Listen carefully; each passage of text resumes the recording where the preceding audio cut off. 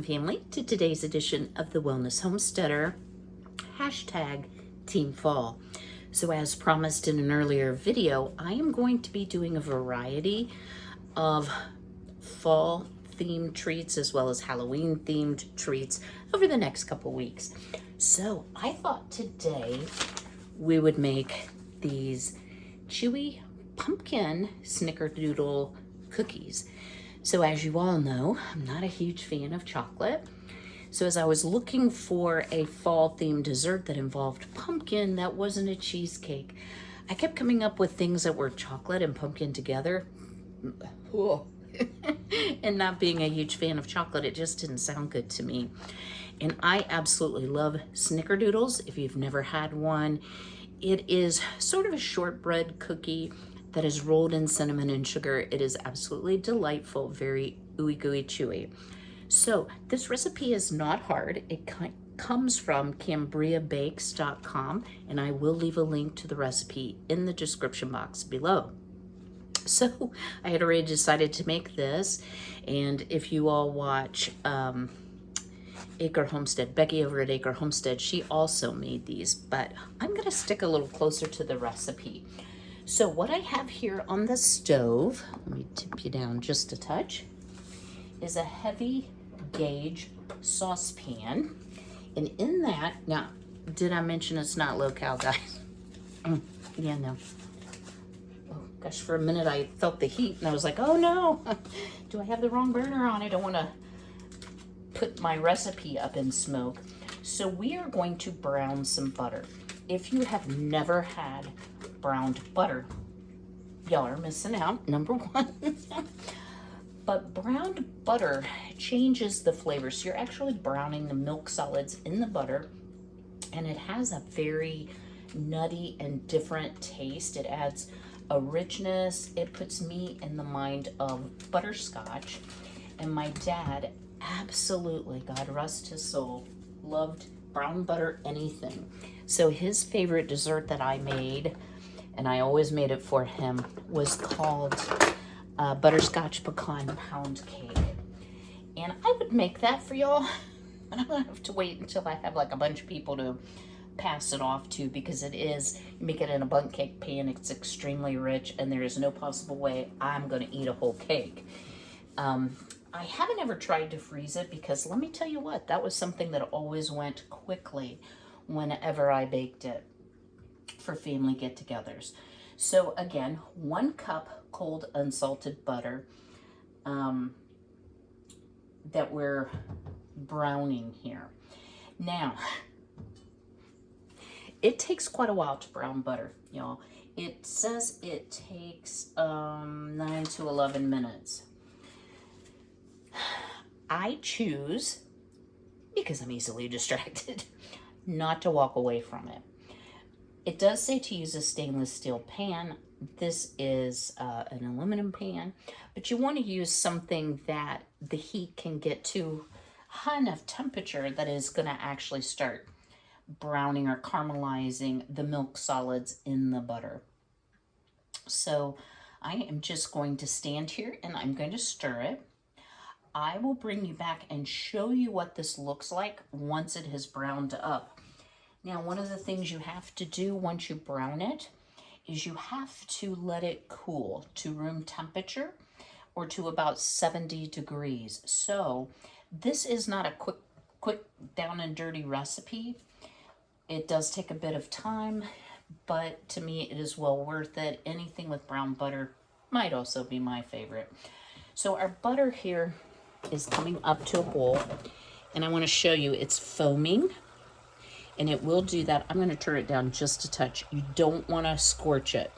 And let me tell you, it turns very quickly from this yellow butter that you're seeing here to start getting brown, and then all of a sudden, whoops, you've cooked it too much. So again, it may take 9 to 11 minutes, but I don't think on my stovetop it's going to. So let me bring you back when the change starts to happen, and I'll show you what that looks like. Stay tuned. All right, y'all, the magic is about to happen. So what I have always observed is right before it starts to brown, it will really start to foam up. So I've actually lifted it off the heat so I can get a good look here. And it still isn't browned, but once you start to see a whole big bunch of foam, you know you're very, very close, and do not walk away. So I'm going to just continue to stir here, and I'll bring you back when we are brown. All right, literally, when I said the word brown, it started to turn brown. So I'm going to stop the cooking process. I'm going to put it off into this measuring cup, and you can see the browned milk solids. And this is a Pyrex cup, so it can withstand the heat.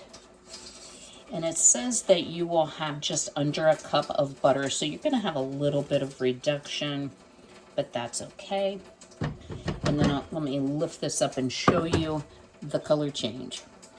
All right, so while this is cooling, let's get on to next steps. All right, y'all, this next part may seem a little weird to you, and I'm going to share, in full disclosure, I am using canned pumpkin, and there is a reason for that. So homegrown pie pumpkins, even when I process them, tend to contain, they're a little more watery. And it probably has to do with the type of pumpkin I grow. However, I can always depend on, Great Value is 100% pure pumpkin. So don't buy pumpkin pie filling, buy pure pumpkin if you don't have your own. So what it says to do is measure out 2/3 of pumpkin puree onto a plate. So this is a 2/3 cup measure, so let's smoosh this out onto the plate. And then it says spread it out. And it's fairly soft, guys. I mean, it has definitely some moisture in it. But what you want to do is you want to absorb that moisture out of the pumpkin pie filling. Now, while this doesn't have any liquid separation, this will surprise you, because we're going to take this 2/3 cup and we're going to reduce it down to a 1/3 cup by drying it. I know this sounds cuckoo.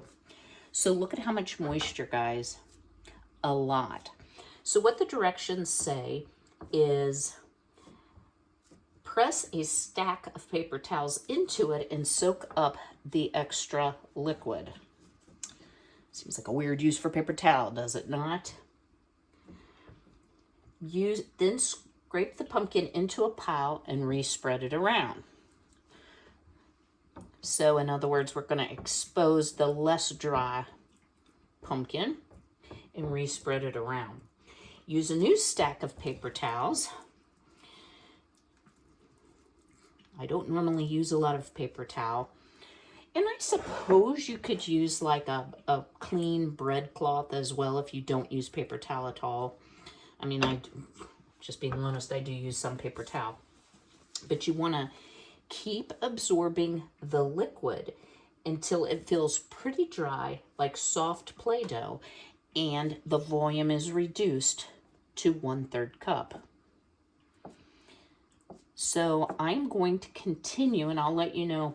I'm using the Select a Size paper towels. I'll let you know how many blottings it took to get down to the 1/3 cup volume. Obviously, we're well over that. All right, y'all. 5 times I have blotted and dried this. I don't think it's going to reduce down to 1/3 cup, but let's see kind of where we are. Who knew there was that much water in pureed pumpkin? So why on earth are we doing this? I suspect, and you can see how thick it is now. It's not ooping very easily off the spoon, and it has a dry feel to it. So we didn't get it down to much over 1/3 cup. Or, yeah, that's what I meant to say. I suspect it is because you want to concentrate the pumpkin flavor. I have about a maybe tablespoon left. And I'm just going to plop that back in the can because we are going to save this can for another recipe. So it's probably to help concentrate the flavor, number one. Number two, it may be that the creator of this recipe found that the liquid wanted to separate out, and the drier your pumpkin, the better the product. So let me red this up we'll get on to the next steps while our butter is cool. All right, y'all, while we wait on our butter to cool, I decided to go ahead and mix together my dry ingredients. And there are a few fairly specific instructions regarding your dry ingredients. The first thing is, instead of dipping your measuring cup into a bag of flour, a canister of flour, you are to use the spoon method, put the flour in the cup, and then level it off. So we need 1 2/3 cup of flour. And y'all know how to measure, so I didn't show all of this. 1 1/2 teaspoons of pumpkin spice. Now, y'all, I'm just gonna tell you, I don't care for most commercial pumpkin spices.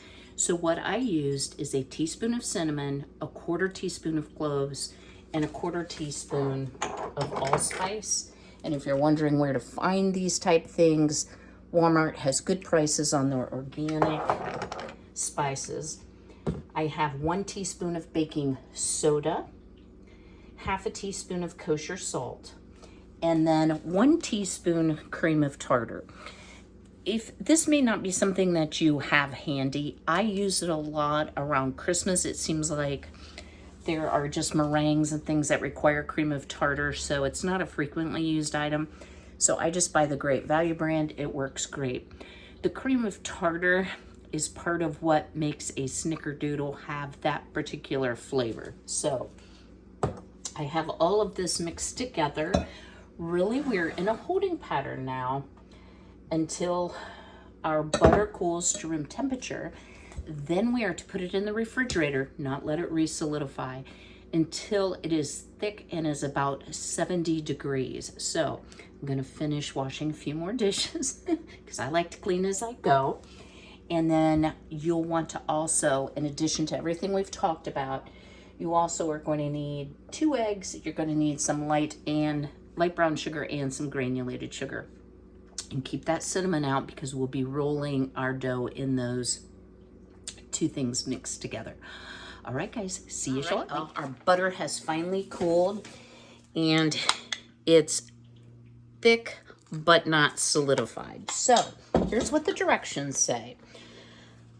When the butter is cool, whisk in the brown sugar and granulated sugar for 1 minute. Now, I am not going to use a mixer for this. I just decided that was unnecessary and it was something else to wash. And, you know, sometimes it's fun to just kind of do things a little bit the old-fashioned way. I mean, my grandma didn't have a KitchenAid. She had very strong arms. She whipped her egg whites and anything else, made cream, liquid cream type situation. So, yeah, I'm quite sure I can stir this up. So you do want to try to get all of that buttery goodness out. Guys, I can't tell you how good this smells. I like to make brown butter icing. So if you're making icing with confectioner's sugar, brown your butter. Oh my word. So to this browned butter, we are going to add 1/2 cup, wait for it, granulated sugar, and 1/2 cup plus 2 tablespoons of brown sugar. So I've got a couple lumps in my sugar here. So I realize this is kind of a long recipe, but you know what? Cooking should, in my opinion, just my opinion, should be fun. It should be relaxing. And if you remember back to the video where I was talking about fall bucket list and, you know, doing things that you really enjoy or setting new traditions particularly can be important, you know, if you've had some recent loss in your family. I think it's great to just take my time, enjoy it. I've been out a few times checking on the girly girls, and they are loving the cool weather, running around living their best life. I think they've already forgotten what winter is like here. They might not like that so much. Alrighty. So there are our sugars. And I'm just going to whisk this together. And it says it should look like wet sand. So it's not gonna be like a real smooth mixture. My brown sugar isn't lumpy, so I think this should be pretty easy. Oh, yeah. You know, maybe in our lifetimes they'll have smell-o-vision, because this sure smells good. Not sure how that would work, but wow. Amazing. It's good arm workout. Okay, and then we're going to add to that 2 egg yolks and let's see, 2 teaspoons of vanilla extract and our dried pumpkin puree. So here's kind of the consistency. Definitely looks like sand. Y'all, look how beautiful my girls' egg yolks are. They are orangey orange. So thank you, ladies. Let me grab my vanilla extract. I forgot that.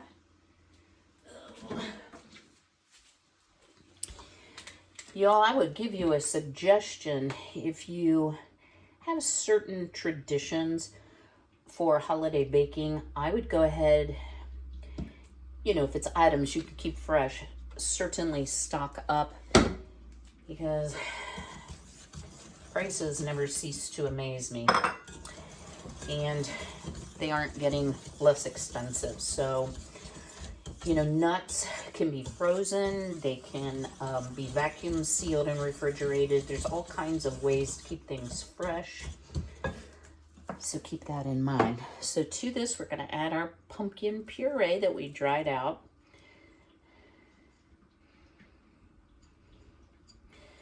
I'm going to get all that good pumpkin-y flavor in.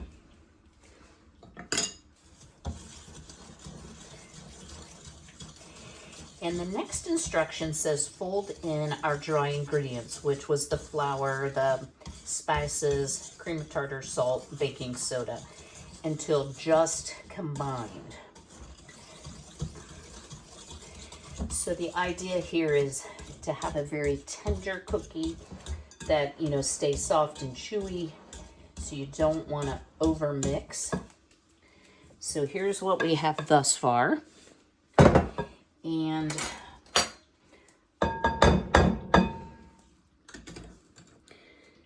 I am going to add in my dry ingredients that we pre-measured, and then just lifting from the bottom and folding in. I'm sure y'all know these basic cooking terms, but in case, you know, language in a recipe puzzles you, or you're outside the US and you would term it differently, I never mean to ever sound like I'm talking down to y'all. So when we get this folded together, this is taking just a little bit. It's not going to be a real wet mixture. We need to refrigerate it, it says, for 5 minutes. Now, I'm not so sure about the 5-minute part, but I'm going to try following the directions, and we'll go ahead and then preheat our oven. Let's see, 350, and these go on parchment-lined baking sheets. Okay, we're almost there, guys. It is a fairly stiff dough, so I can see 5 minutes being okay. Just getting the last of this flour folded in. Scrape down our spatula with a spatula.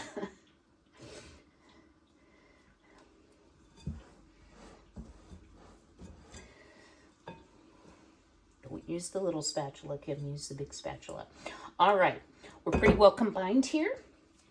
Into the fridge we go for 5 minutes. I'm going to start my oven preheating. Get my cinnamon sugar mixture ready, and we'll get to assembling these delicious cookies. All right, y'all, a little change in angle. So I have my cookie trays here with parchment paper, and what it says to do is, in a small bowl, combine 1/3 cup of granulated sugar and about 1/2 teaspoon of cinnamon, which I've done here. Scoop the dough into 3 tablespoon size balls and roll each ball in the cinnamon sugar. So I am going to use a level cookie scoop, 3 tablespoons. I'm gonna roll them in the sugar. You don't need to flatten them. And then you want to place them 2 to 3 inches apart. So this doesn't make like a huge ton of cookies, and you may be like, oh my word, we did all that and that's all we're gonna get. But they're very large cookies. You can do 2 tablespoon size scoop and simply decrease. You know what, guys, on the first one, I'm only gonna put 2 per row and decrease the cooking time down to 9 minutes, I think it said. I would just say watch it very closely. Again, my oven is hot, fast, whatever you want to say. So I'm going to keep a really close eye on them throughout the process. A couple tips this gal has included in a recipe, which I found really helpful, was she finds Libby brand pumpkin to have less moisture.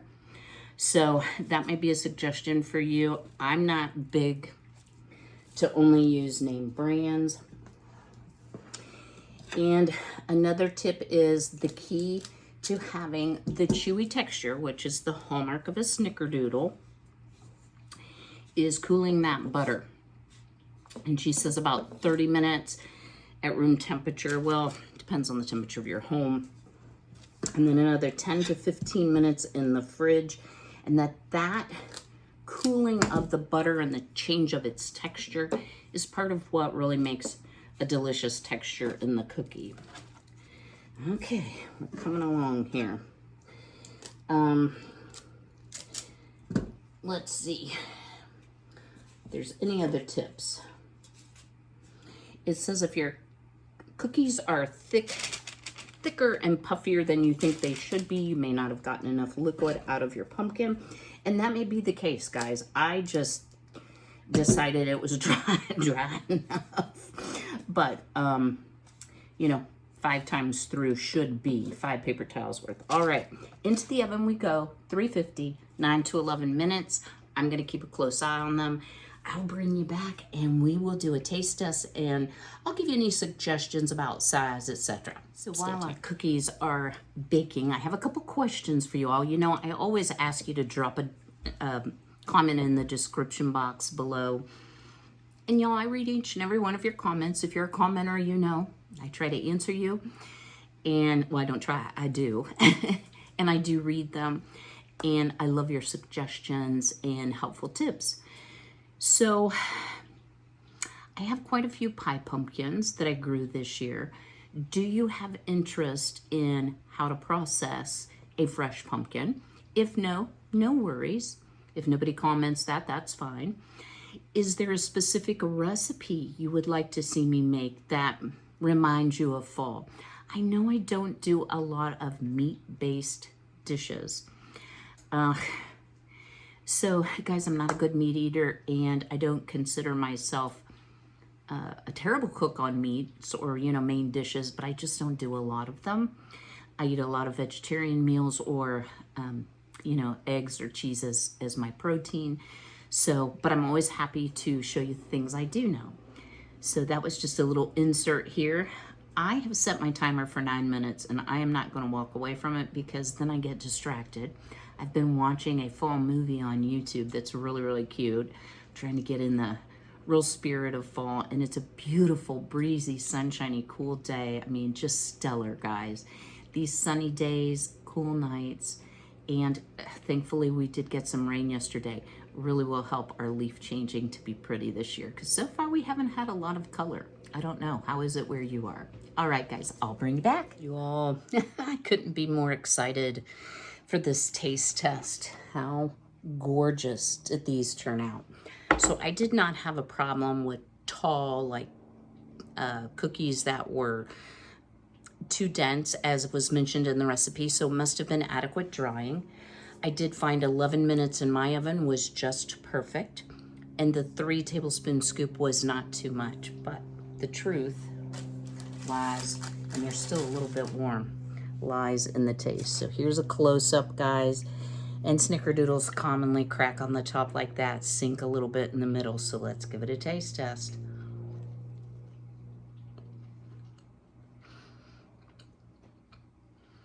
Wow.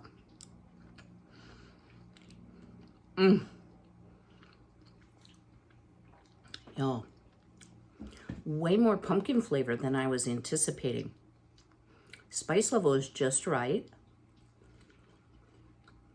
They're a little bit, tiny bit crunchy on the outside, kind of caramelized. That sugar, brown butter comes through. So delicious. This is one that is definitely worth the effort. I bet these would also freeze well after they are baked. So drop me a comment below. Are you team fall? Are you team Halloween? This is our second video in the fall versus Halloween series, so more to come. Maybe not until next week, but I hope you've enjoyed this.